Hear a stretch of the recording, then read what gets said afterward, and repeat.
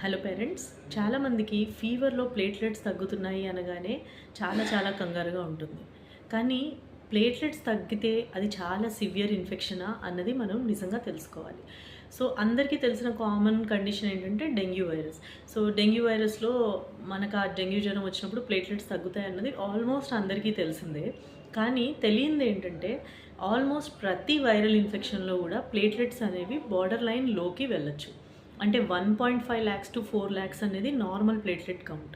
కానీ most of the viral ఇన్ఫెక్షన్స్లో 1 to 1.5 lakhs మధ్యలో ప్లేట్లెట్స్ అనేవి తగ్గుతూ ఉంటాయి.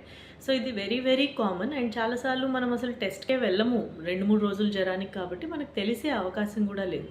2-3 days తర్వాత బాడీ ఇమ్యూనిటీ మళ్ళీ బిల్డప్ అయిన తర్వాత బై 3rd, 4th డే మళ్ళీ ప్లేట్లెట్స్ పెరగడం స్టార్ట్ అవుతాయి. And by usually 5th to 6th day డెఫినెట్గా అవి పెరిగిపోతూ ఉంటాయి. సో ఇది చాలా common occurrence. Any viral fever కొంచెం effect platelet and WBC count మీద ఉంటుంది. జాగ్రత్తగా గమనిస్తే డబ్ల్యూబీసీ కౌంట్ కూడా అన్ని వైరల్ ఫీవర్స్లో తగ్గుతుంది. అదే విధంగా ప్లేట్లెట్ కూడా కొంచెం తగ్గుతుంది. మళ్ళీ వితిన్ 4 to 5 days ఇవన్నీ రీసెట్ అయిపోతాయి. మరి ఎప్పుడు భయపడాలి అంటే, ప్లేట్లెట్లు అనేవి చాలా రిజర్వ్ పోలీస్ ఫోర్స్ లాంటివి, అంటే చాలా ఎక్స్ట్రాగా ఉంటాయి మన బాడీలో. బై ద టైమ్ అవి ఈవెన్ 50,000 బిలోకి డ్రాప్ అయినప్పుడు కూడా మన బాడీకి ఎక్కువగా ప్రాబ్లం ఉండదు. లెస్ దెన్ 20,000 కౌంట్కి వెళ్ళినప్పుడు మాత్రం కొంచెం డేంజరస్ జోన్లోకి వెళ్తున్నట్టుగా మనం తీసుకుంటాం. ఐడియల్గా బుక్స్ ప్రకారం ఏ ఇబ్బంది లేని పిల్లల్లో ఆర్ బయటకి ఎటువంటి సిమ్టమ్స్ లేవు, బ్లీడింగ్ కైండ్ ఆఫ్ సిమ్టమ్స్ లేనప్పుడు ఈవెన్ 10 to 15,000 కౌంట్ వరకు కూడా పర్వాలేదు అని చెప్తాం. కానీ అట్లీస్ట్ ఒక 20-25,000 కౌంట్ వరకు మాత్రం డెఫినెట్గా భయపడాల్సినంత లో ప్లేట్లెట్స్ కింద కాదు. సో ఇది ఎందుకు మెయిన్గా చెప్తున్నామంటే, ఈ మధ్యకాలంలో చాలామంది ఫీవర్ రాగానే 2nd డే 3rd డే రొంపతోనే, మ్యాక్సిమం ఫీవర్స్ రొంప దగ్గు ఉన్నా కానీ బ్లడ్ టెస్ట్ అనేవి చేయించేస్తున్నారు. సో ఆ బ్లడ్ టెస్ట్లో మ్యాక్సిమం రొంప జ్వరాలు, ఫ్లూ జ్వరాలు ఇవన్నీ వైరస్లే కాబట్టి ఎంతో కొంత బార్డర్ లైన్ ప్లేట్లెట్స్ అనేవి ఉంటాయి.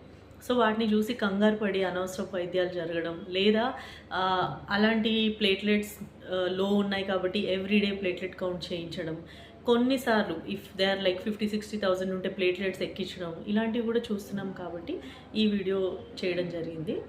సో మ్యాక్సిమం వైరల్ ఇన్ఫెక్షన్లో తగ్గే ప్లేట్లెట్స్ సెల్ఫ్ లిమిటింగ్గా మళ్ళీ ఇంప్రూవ్ అయిపోతాయి.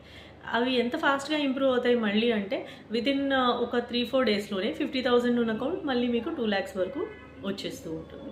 సో కొన్ని రకాల ఫీవర్స్లో మాత్రమే దానికి ఎక్కువ సిగ్నిఫికెన్స్ ఉంటుంది లో ప్లేట్లెట్స్కి. మ్యాక్సిమం ఫీవర్స్లో తగ్గిన ప్లేట్లెట్స్ మళ్ళీ నార్మల్కి వచ్చేస్తాయి. సో అనవసరంగా కంగారు పడద్దు. మంచి డాక్టర్ని సంప్రదించి దాని గురించి సైంటిఫిక్ ఎవిడెన్స్ అర్థమయ్యేలా వివరించిన తర్వాత మీరు ఎక్కువ కంగారు పడకుండా సింపుల్ వైద్యంతో దాన్ని నయం చేసుకోవచ్చు.